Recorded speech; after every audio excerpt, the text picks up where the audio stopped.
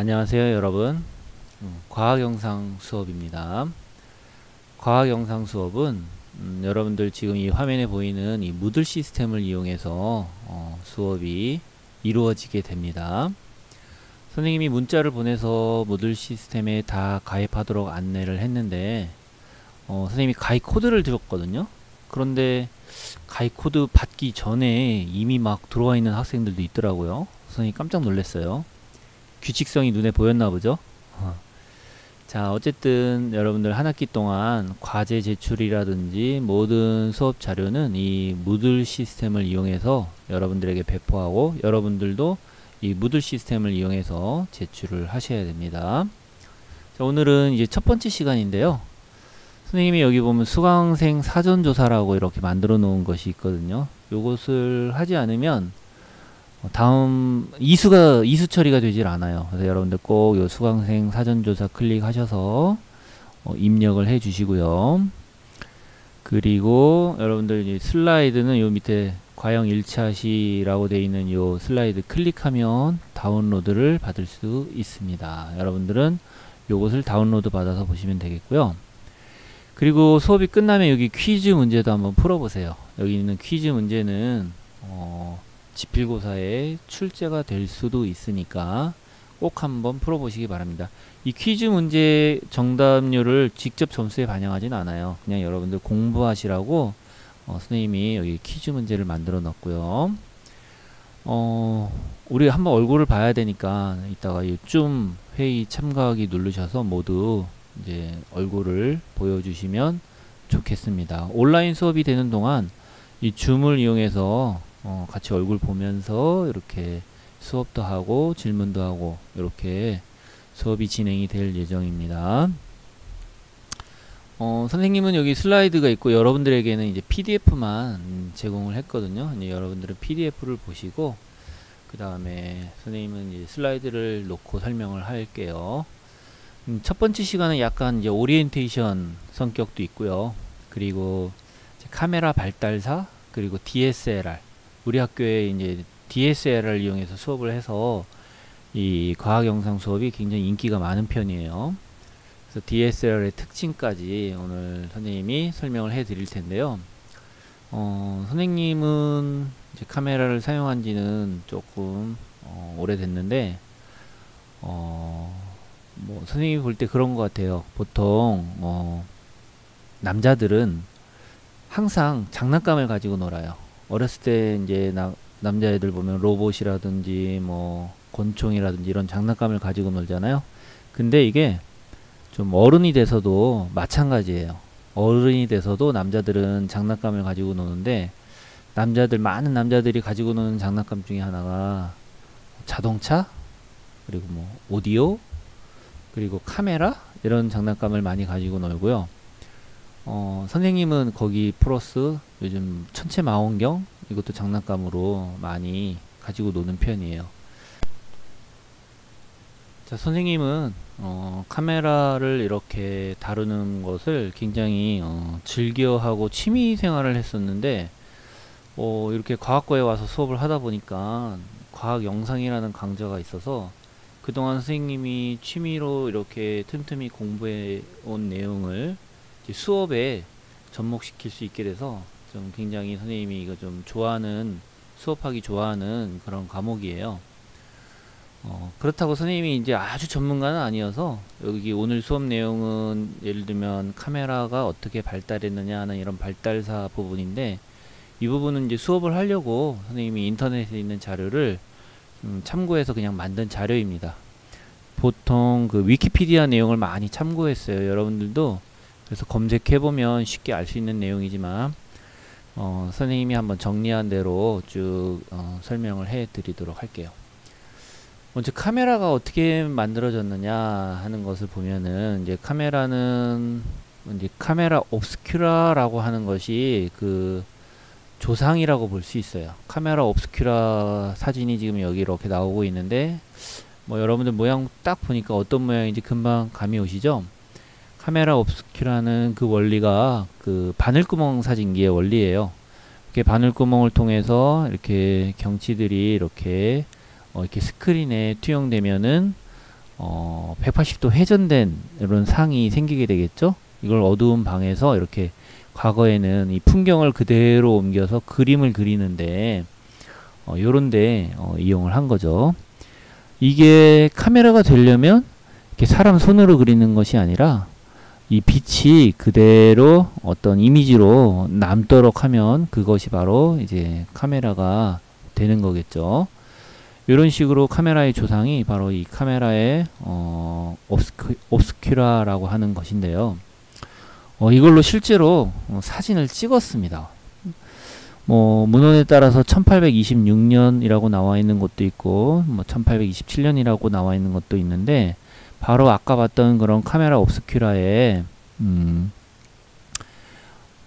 감광할 수 있는 비투먼 역청이라고 하는 걸 발라가지고 이것이 한 8시간 정도 노출을 줘서 프랑스의 조셉 니에프스라고 하는 사람이 찍은 최초의 사진으로 지금 추정되는 그런 사진이에요. 이게 원래 원본의 사진이라고 한다면 이것을 좀 강조해서 보정을 해서 이렇게 얻어낸 사진이 오른쪽에 있는 사진이고요. 제목은 일명 르그라의 집 창에서 본 조망이라고 하는 이 사진이 지금 이제 최초의 사진으로 보통 이렇게 인정받고 있는 이런 사진입니다. 조셉 니에프스 인물 사진이 여기 있고요. 아까 봤던 이제 카메라 옵스큐라라고 하는데, 얘는 요 앞에 지금 렌즈가 달려 있잖아요. 근데 이 뒤쪽에다가 비트먼이라는 천연 아스팔트를 이렇게 두어가지고 빛을 받아서 얘를 굳게 만든 거예요. 그래서 8시간 동안 오랜 노출을 줘서 빛을 많이 받은 것이 더 많이 굳던지 이런 변화가 생겼겠죠. 이렇게 해서 사람의 손으로 그린 것이 아니라 이렇게 자연적으로 최초의 사진을 만들어낸 것이 아까 르그라의 집 창에서 본 조망이라고 하는 이 작품이다 라고 알아두시면 될 것 같습니다. 자, 그러다가 이제 점점 이제 사진을 찍기 위한 노력들이 되면서 다게르라고 하는 사람이 다게레오타입이라고 하는 것을 이제 발명을 하게 되는데요. 이분은 이제 은도금 동판과 유호도를 이용해서, 보통 할로겐화 은 이런 것들이 감광이 잘 되거든요. 이것을 이용해서 사진을 찍어낸 것이 다게레오타입이라고 하는 거예요. 이것이 이제 아까 봤던 거는 아주 원시적인 거고, 보통 이것을 최초의 카메라라고 우리가 인정을 하고 있고요.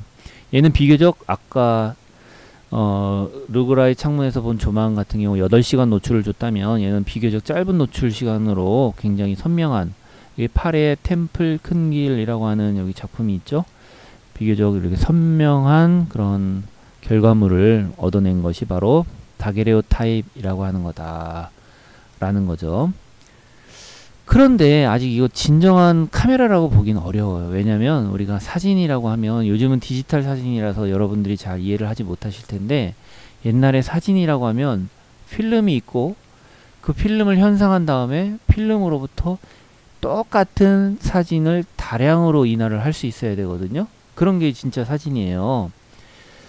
이런 걸 만든 건 탈보트라고 하는 분입니다. 그래서 이 탈보트는 칼로타입이라는 것을 발표를 했는데, 얘는 음화 상태로 감광판에다 영상을 포착해서 이 음화로부터 다량의 양화를 찍어내는 거죠. 그러니까 하나의 음화에서 많은 양화를 찍어내니까 같은 사진을 여러 장 반복해서 찍어낼 수 있는 오늘날 이런 사진술의 개념이 바로 이 탈보트의 칼로타입에서 시작이 됐다라고 보실 수 있는 거예요. 아까 다게레오타입과는 약간 차이점은, 다게레오타입은 한 장 찍고 그만인데, 얘는 음화를 하나 만든 다음에, 음화는 이제 음영이 반전된 것을 이야기하는 거예요. 영어로 네거티브라고 생각을 하시면 돼요.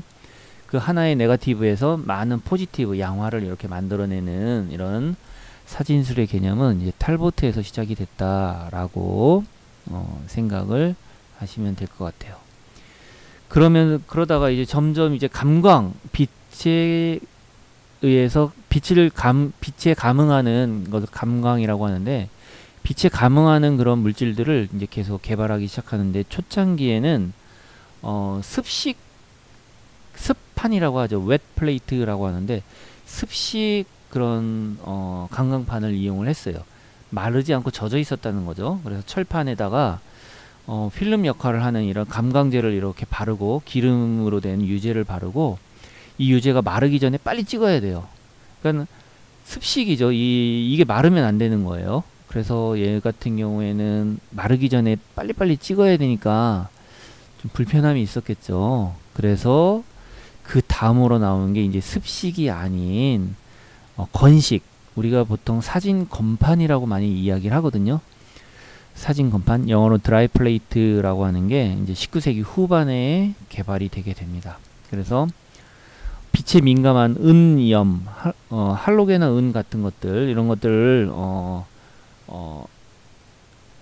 유리판에 이렇게 바르는데, 아까처럼 차이점은 아까 이제 웻 플레이트는 젖어 있어야 되는데 얘는 말라 있어도 상관이 없는 거예요. 말라 있는 상태에서도 빛에 감응을 하게 해서 이렇게 얻어내는 이런 사진 건판을 19세기 후반에 이제 많이 사용을 하다가 이것을 제품으로 만든 것이 그 유명한 코닥이라고 하는 회사에서 이것을 사진 건판을 두루마리처럼 길게 말아서 이제 필름이라는 걸 개발하게 됩니다.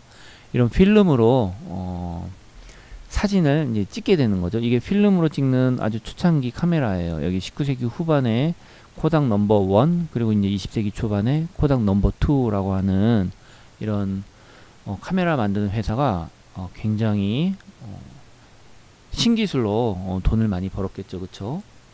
지금은 코닥이라는 회사가 거의 망했습니다. 왜냐면 카메라를 사용하지 않거든요.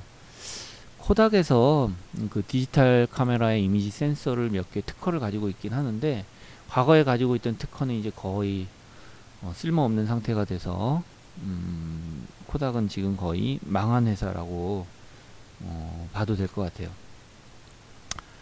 잠깐 다른 얘기 하자면 선생님 학교 다닐 때는 선생님 학창 시절에는 학생들 이 허리춤에 워크맨이라고 하는 소니의 카세트 플레이어를 많이 달고 다녔어요. 그 당시에는 소니가 세계 인류 기업이었죠. 그런데 요즘 소니는 어때요? 그게 훨씬 못 미치죠. 그쵸? 요즘은 전자 쪽에서 아주 내놓으라는 기업하면 우리 보통 삼성전자를 이야기하잖아요. 그쵸? 시대에 따라서 이렇게 기업이 흥했다 망했다를 이렇게 반복을 하는데 삼성은 그럼 언제까지 계속 지금처럼 이렇게 호황을 누릴 수 있는가? 애플은 지금처럼 계속 호황을 누릴 수 있는가? 그거는 모르겠죠. 요즘 굉장히 수명이 짧아지고 있고 빠르게 변화하고 있어요. 그래서 이런 신기술을 빠르게 개발하고 빨리 이렇게 제품화하고 상업화하는 이런 것들도 여러분들 한번 생각을 해볼 필요가 있지 않나 하는 생각이 드네요. 자, 이런 필름 카메라에 계속 이야기를 하다 보면 이제 이런 롤 필름 카메라가 선생님이 학교 다니던 학창 시절에 굉장히 많이 사용이 됐습니다. 이 카메라 같은 경우는 굉장히 좀 구모델인 것 같은데요. 이런 롤 필름을 사용할 수 있는 롤 필름 카메라인데 롤 필름의 규격이 이것도 몇 가지가 있지만 가장 많이 사용됐던 규격이 35mm 롤 필름이에요. 여기서 35mm의 규격이 무엇인가 여러분들 잘 기억을 해주면 좋겠는데 35mm는 요 그림을 보시면 이 롤 필름은 이게 굉장히 길게 이어 붙은 거예요. 길게 이어 붙어 있는 것이고 보통 요 위에 필름 케이스에 보면 36이라는 숫자가 있는데 이 36이라는 숫자는 요게 사진을 한 장을 찍는 길이라고 하면 요 길이에 36장이 이렇게 롤로 쭉 붙어 있다는 얘기예요. 36장이. 그래서 35mm 롤 필름은 필름의 폭을 이야기하는 것이다 라고 알아두시면 되겠고요. 사진 한 장이 찍히는 면의 넓이는 가로가 36mm 그리고 세로가 24mm. 비율은 몇 대 몇이죠? 그러면 3대2 맞습니다. 3대2 비율이 보통 사진의 비율이에요. 대각선의 길이는 대략 얼마냐면 대략 약 43mm 정도가 나옵니다. 피타고라스 정리로 금방 계산할 수 있겠죠. 요것이 필름의 규격인데 요것을 좀 잘 기억을 해 두세요. 왜냐하면 우리가 사용할 DSLR 카메라의 규격도 요것을 그대로 따라오게 되거든요. 그래서 요 필름의 크기의 규격을 여러분들이 좀 잘 알아두시면 좋겠고요. 이런 롤 필름 카메라가 굉장히 이제 많이 사용이 되게 됩니다. 자, 그런데 이제 카메라를 만들다 보면은 요게 이제 렌즈죠, 렌즈. 빛이 렌즈를 통해 들어가서 요 필름은 요 뒤쪽에 있어요. 그래서 렌즈를 통해 온 빛이 빛이 렌즈를 통한 후에 그 이미지를 맺어서 요 필름에 사진을 찍게 되는 것인데, 렌즈로 찍히는 모습을 볼 수가 없는 거죠. 얘 보면 이 모델을 보면 요 위에 이렇게 사각형이 있는데 대략 요 영역이 찍힐 것이다 라고 해서 이 레인지 파인더를 여기 붙여놓은 모습이에요, 얘가. 자, 이런 어려움을 해결하려고 먼저 카메라를 어떤 식으로 만들었냐면 이런 식으로 만들었어요. 이런 카메라를 뭐라고 하냐면 이안 반사식 카메라라고 합니다. 줄여서 TLR, 영어로는 트윈 렌즈 리플렉스 카메라라고 이야기하는데, 여기 아래에 있는 렌즈는 바로 사진을 찍는데 사용하는 렌즈예요. 그런데 요 위에는 똑같은 그런 스펙의 렌즈를 또 하나 붙여놓은 거죠. 그래서 트윈 렌즈예요. 트윈 렌즈. 이안 렌즈가 두 개라는 얘기죠, 그쵸? 그래서 밑에 있는 렌즈는 사진을 찍는 용도로 사용을 하고요. 그리고 위에 있는 렌즈는 도대체 밑에 있는 렌즈가 어느 정도 범위를 보고 있는지 뷰파인더 용으로 사용을 하는 거예요. 두 개 렌즈가 똑같은 화각을 가져야 되겠죠, 그쵸? 하지만 여기 오타가 있네요. 시차가 나타난다. 하지만 아무리 똑같은 스펙의 렌즈를 달아 놓더라도 약간의 그 보는 방향이나 이런 범위가 약간의 차이는 생기겠죠. 그래서 내가 본 영역하고 사진이 찍히는 영역이 조금 달라진 걸 시차라고 여기서 표현을 한 거예요. 시차가 나타난다는 것이 단점이죠, 단점. 그래서 고안해낸 것이 바로 뭐냐면 일명 SLR 카메라, 이란 반사식 카메라, 싱글 렌즈 리플렉스 카메라예요.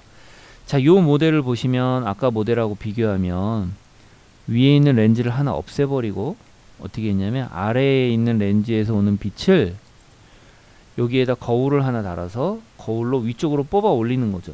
그러면 평소에는 거울로 반사된 상을 여기 위에서 보다가 사진을 찍을 때는 거울을 내려서 사진을 찍으면 될 거 아니에요, 그쵸? 이렇게 고안해낸 게 이제 이란 반사식 카메라인데, 거울을 반사해서 보면 뭐 상이 뒤집힌다든지 뭐 반전이 된다든지 이런 여러 가지 문제점이 있어서 개발해낸 것이 바로 이런 모델의 SLR 카메라입니다. 얘도 똑같은 싱글 렌즈 리플렉스인데 얘는 이렇게 그 45도 간격으로 거울이 있어서 여기 렌즈를 통해 들어온 빛을 위쪽으로 반사시켜서 우리가 뷰파인더처럼 확인을 했다면, 렌즈가 보는 모습을 확인했다면, 얘는 요 위쪽에 펜타프리즘이라는 것을 뒀어요. 또는 펜타미러, 펜타프리즘, 펜타니까 오각형의 프리즘을 둬서 여기서 삑삑삑 돌아서 이 뒤쪽으로 나오도록, 자세한 그 설계도는 조금 이따가 다른 슬라이드에서 한번 보여드리도록 할게요. 요런 카메라가 굉장히 많이 유행을 했고, 이 카메라는 바로 굉장히 베스트셀러, 굉장히 많이 판매가 되었던 니콘의 FM2라고 하는 카메라예요. 니콘은 일본 카메라 회사고요. FM2라고 하는 이 카메라가 싱글 렌즈 리플렉스에서 아주 조금 사진 좀 찍는다 하는 사람들이 가지고 있었던 그런 SLR 카메라입니다. 선생님도 지금 하나 가지고 있어서 여러분들 나중에 학교에 오게 되면 선생님이 한번 보여드릴게요. 선생님이 이 카메라를 사고 싶어 가지고 중고로, 새거는 단종이 됐습니다. 아주 오래전에, 여러분들 태어나기도 전에 새거는 단종이 됐고요. 선생님이 대학교 때는 이런 카메라를 돈이 없어서 살 수 없었고, 교직에 나와서 돈을 모아서 거금 45만원을 들여서 샀어요. 더 이상 이제 출시가 안 되는 거라 소장 가치가 있을 거다라고 생각하고 샀는데, 요즘은 시세가 혹시 얼마인지 아세요? 여러분들이 한번 검색을 해 보시기 바랍니다. 자, 그래서 이 카메라 나중에 니콘 FM2 카메라 여러분들 학교에 오시면 선생님이 한번 보여드릴 거고요. 자, 요것이 SLR 카메라의 단면입니다. 자, 요 부분이 렌즈이고요. 여기에 리플렉스 미러가 있어요. 반사할 수 있죠. 얘가 45도 이렇게 각도로 있다 보니까 결국은 렌즈에 의해서 모인 빛이 90도 위로 올라가겠죠. 여기 있는 이 SLR 카메라는 여기 이렇게 미러만 있다고 생각을 하시면 돼요. 그래서 렌즈에 의해 모인 빛이 미러로 위로 반사돼서 요 위에서 보게 되는데, 그러다 보면 거울에 의해 반사됐으니까 반전이 될 거 아니에요. 반사된 그 방향으로. 그런 문제를 해결하기 위해서 위에 펜타프리즘을 달게 됩니다. 그러면 보세요. 위로 올라온 빛이 여기서 한번 반사되고, 여기서 한번 반사되고, 여기서 한번 반사되면서, 여기 8번 즉 뷰파인더 아이피스 밖에서 보게 되면 맨눈으로 이쪽 방향을 본 거하고 렌즈를 통해서 이렇게 펜타프리즘을 통해서 본 거하고 방향이 똑같게 보이게 됩니다. 이제 여러분들이 사용할 DSLR 카메라도 뷰파인더로 보면 실제 맨눈으로 본 거랑 똑같은 그런 방향이 보이게 되는데, 그 비밀이 바로 여기 있는 이 펜타프리즘에 있는 거예요. 펜타프리즘. 바로 아까 설명드렸던 요 니콘의 FM2 카메라는 요 위에 펜타프리즘이 있는 거죠. 요 위에 여기 약간 오각형 모양으로 생겼잖아요. 그쵸? 여기에 펜타프리즘이 있어서 이와 같이 보이게 되는 거고요. 만약에 셔터를 누르게 되면은 미러가 위로 올라가요. 미러가 위로 올라가서 렌즈에 의해 모인 빛이 여기 스크린에 맺히게 되는데, 여기에 보통 옛날에 필름 카메라라고 하면 여기 필름이 있는 거고요. 최근에 DSLR 카메라는 여기에 필름 대신에 이미지 센서를 이렇게 넣어서 찍게 되는 거죠.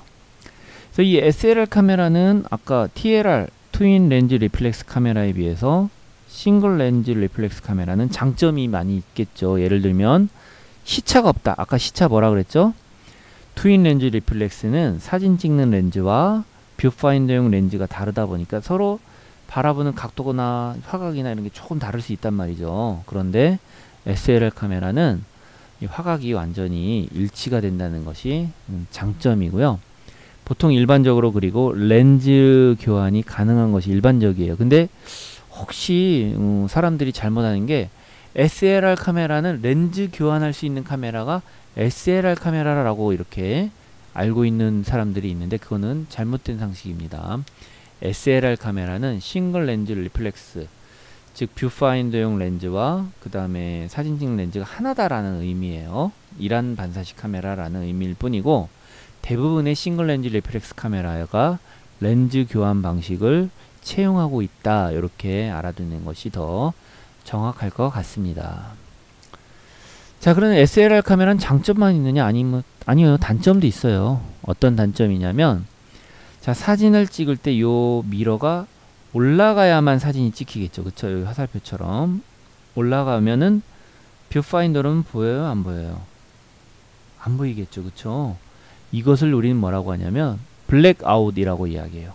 그래서 이 미러가 위로 탁 올라가는 순간 뷰파인더를 통해서 잠깐 보이지 앞에 까맣게 되는 것, 이런 걸 우리가 블랙아웃 현상이 나타나는 것이 일종의 단점이라고 볼 수 있고요. 그리고 이 미러가 찰칵 올라갔다 내려오는 동안에 거울이 올라갔다 내려오는 동안에 진동이 발생하게 되는데, 이것을 미러 쇼크, 미러에 의한 진동, 쇼크, 미러 쇼크이라고 우리가 이렇게 부르는데, 이것도 SLR 카메라의 단점 중에 하나라고 볼 수가 있고요. 그리고 이 반사 거울의 동작 이 시스템 때문에 그 셔터 스피드를 너무 짧게 하는 데는 한계가 있다는 것이 단점이다 라고 생각을 하시면 될 것 같아요. 자, 그래서 보통 이제 조금 사진 좀 찍는다 하는 분들은 이런 SLR 카메라를 많이 찍었지만 일반인들한테 꼭 이런 기능이 다 필요한 건 아니에요. 그래서 일반인들한테 이렇게 SLR 카메라 말고 컴팩트 카메라라는 것이 출시가 됐었어요. 아직 디지털로 넘어오진 않았습니다. 그래서 굉장히 보급형으로 나온 카메라라고 생각할 수 있고요. 얘는 그 싱글 렌즈 리플렉스는 아니고, 즉 여기 왜 펜타프리즘이 있는 건 아니죠. 그래서 요 앞에 레인지 파인더라는 걸 달아가지고 요걸로 대략 이 렌즈로 볼 수 있는 범위를 여기 똑같이 보이게끔 인위적으로 만들어 준 거예요. 그래서 레인지 파인더에 보이는 영역이 대략 사진으로 찍히겠구나 라고 생각할 수 있도록 만들고, 플래시, 보조조명, 원래 카메라에서는 플래시라는 말보다는 스트로보라고 하는 것이 맞는 말입니다. 여기 스트로보도 이렇게 장착되어 있는 이런 컴팩트 카메라가 또 많이 출시가 됐습니다. 아직까지는 이 안에 필름을 넣고 사용을 하는 그런 카메라입니다. 자, 카메라가 많이 발달했죠? 그 다음은 어떤 카메라가 있느냐? 폴라로이드 카메라 많이 본 적이 있을 것 같아요. 이거는 한 10년 전에도 사용을 했었던 것 같은데, 우리가 패밀리 레스토랑 같은 데 가면 저희 생일이에요 라고 얘기하면은 막 그 직원들이 와서 생일 케이크에 불도 붙여주고 노래도 해주고 하면서 즉석 사진을 찍어주거든요. 이 즉석 사진 찍는 이 카메라를 우리가 흔히 폴라로이드라고 부르는데, 사실은 이 폴라로이드는 폴라로이드 코퍼레이션에서 만든 상품명이에요. 상품명. 그런데 우리나라에서는 그냥 이게 폴라로이드라는 말이 즉석 카메라를 일컫는 대명사처럼 쓰이기도 하는 거죠. 예를 들면은 스카치 테이프 하면은 특정 회사 제품을 이야기하는 건데, 그죠? 투명 테이프.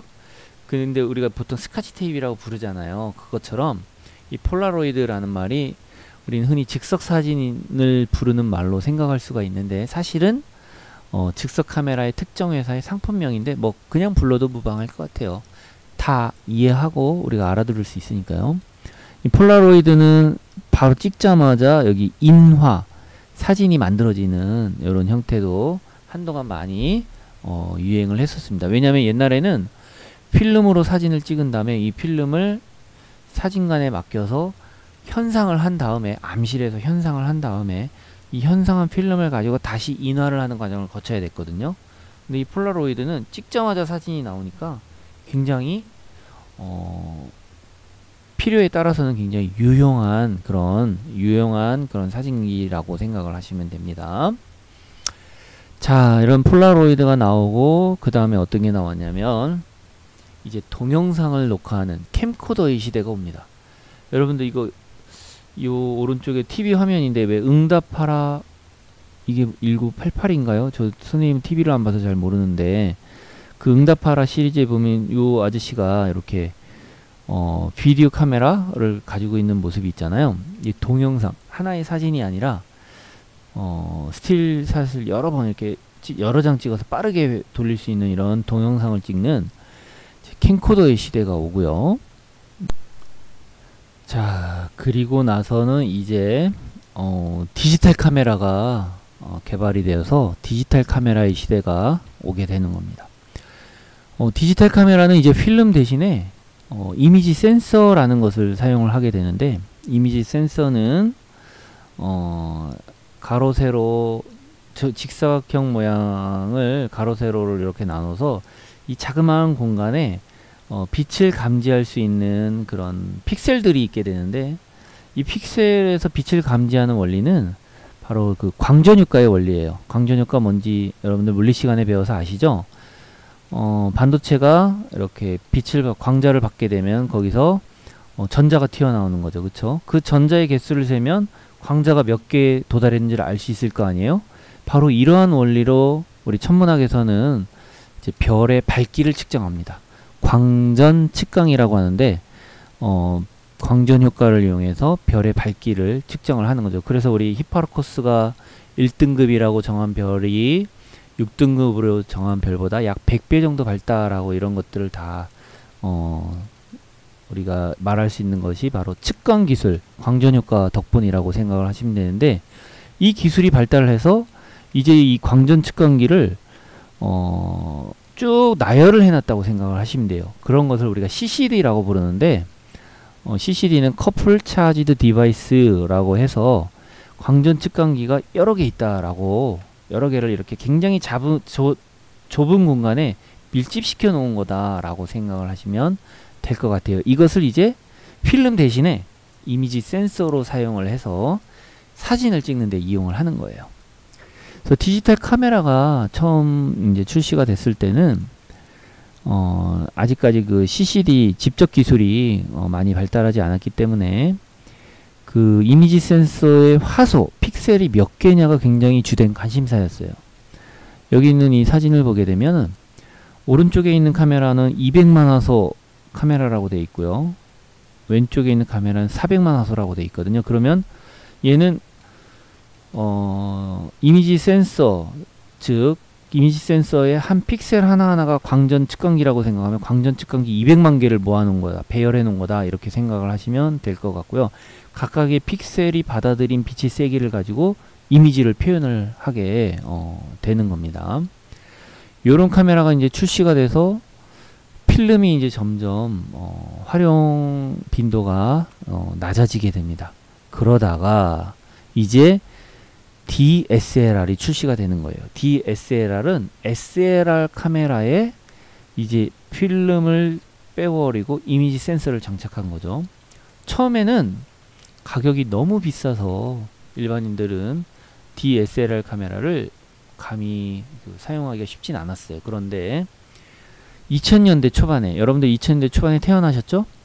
2000년대 초반에 캐논에서 아주 보급형 저가형 DSLR을 출시하는데 그게 100 몇십만 원이에요.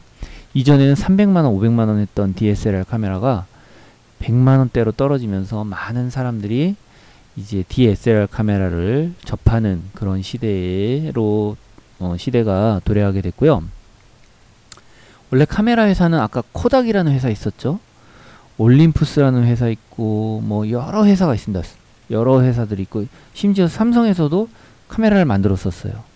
그런데 디지털 카메라로 넘어오면서, 특히 DSLR로 넘어오면서 카메라 시장이 거의 양분이 됐습니다.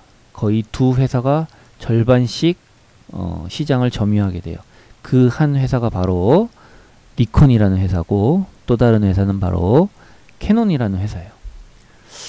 뭐 어느 게 더 좋다라고 말하기는 약간 어려움이 있는데, 선생님이나 아니면 전체 사진, 선생님 전체 사진을 많이 찍거든요. 전체 사진을 찍는, 전체 관측을 하는 사람들은 캐논 카메라를 많이 쓰는 편이에요. 그 이유는 뭐 여러 가지가 있는데, 초창기에 니콘 카메라의 렌즈를 캐논 카메라에는 쓸 수가 있어요. 그런데 캐논 카메라의 렌즈를 니콘 카메라에 쓸 수가 없거든요. 물론 바로 쓸 수 있는 건 아니고 거기에 맞는 어댑터를 이렇게 끼워서 사용할 수 있는데, 그런 몇 가지 이점 때문에 캐논 카메라를 천체 관측하는 사람들은 많이 써왔고, 선생님은 그래서 주로 캐논 카메라를 씁니다. 그래서 캐논 카메라를 쓰면 렌즈도 캐논 거를 쓰게 되고요. 그러다 보니까 니콘 거는 써볼 기회가 별로 없었고, 우리 학교에 있는 카메라도 캐논 카메라를 구입을 해놨습니다. 그리고 우리 학교에 사진을 아주 잘 찍으시는 이재식 선생님도 캐논 카메라를 주로 많이 사용을 하시고요. 여러분들은 어쩔 수 없이 캐논 카메라로 이제 수업을 해야 될 것 같네요. 자, 이 동영상은 캐논에서 만든 DSLR의 장점과 단점과 관련된 동영상인데, 요거는 선생님이 링크를 걸어 드릴 테니까 따로 보시도록 하고요. 선생님이 여기서 플레이하는 건 좀 의미가 없을 것 같아서 여러분들 링크를 제공해 드리면 따로 한번 플레이해서 보시고요. 선생님이 이제 결과만 정리를 했습니다. DSLR의 장점은 보통 렌즈를 교환할 수 있고요.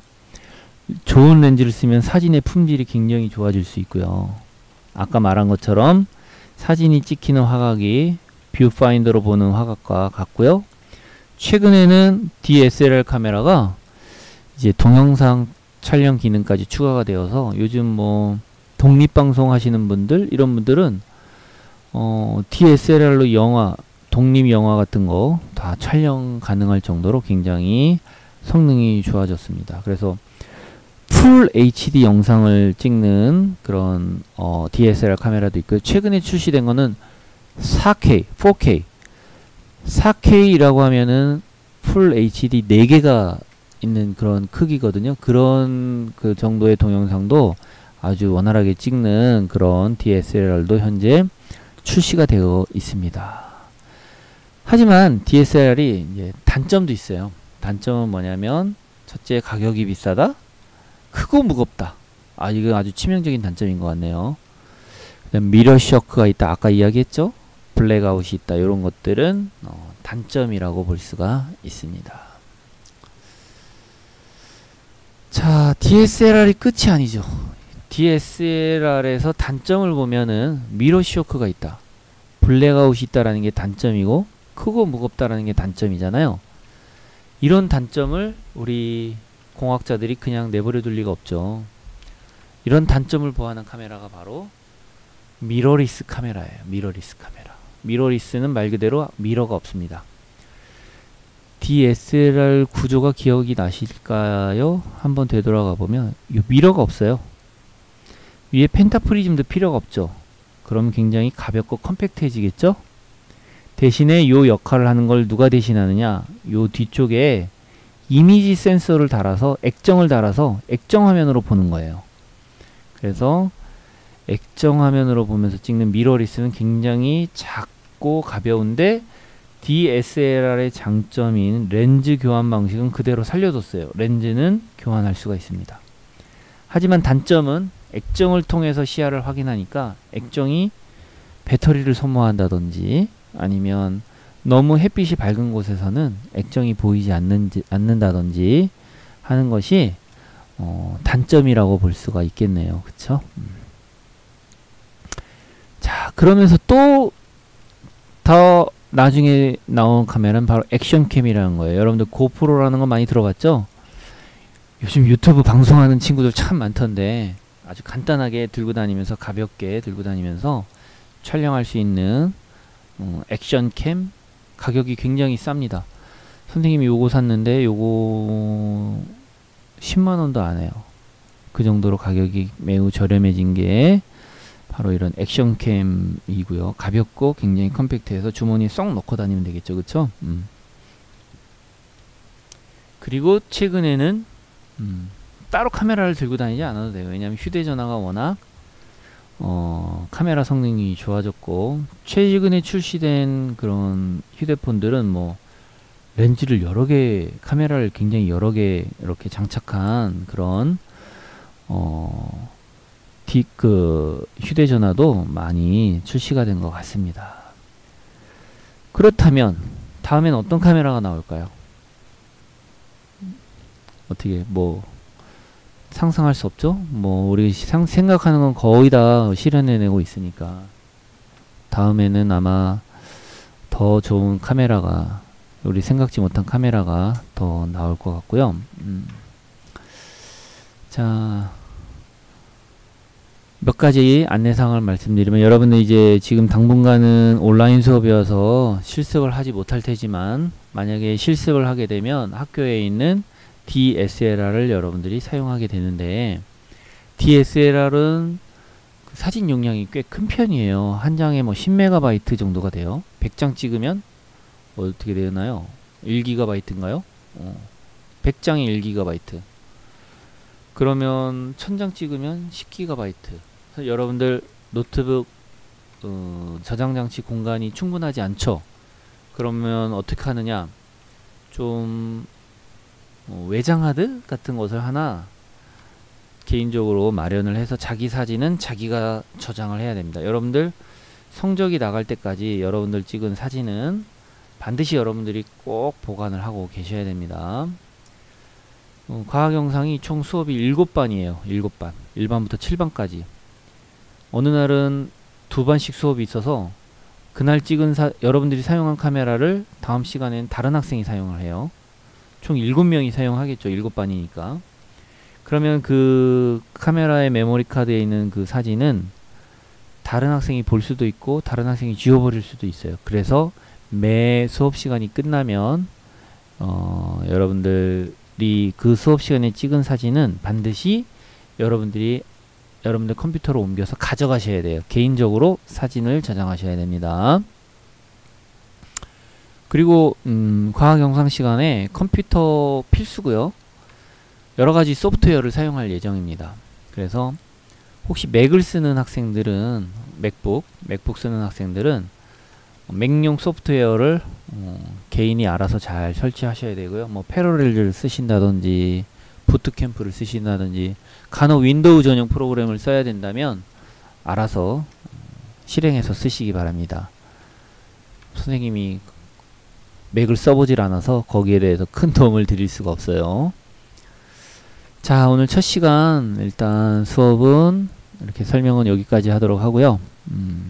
다음 시간에는 원래 평소 같으면 바로 카메라 들고 실습을 할 텐데 여러분들이 카메라를 만질 수 없고 학교에 나올 수가 없는 상황이라 다음 시간에는 주로 컴퓨터 소프트웨어 관련으로 수업을 한번 좀 다시 선생님이 구상을 하고 있습니다. 다음 시간에 다시 만나도록 하겠습니다. 감사합니다.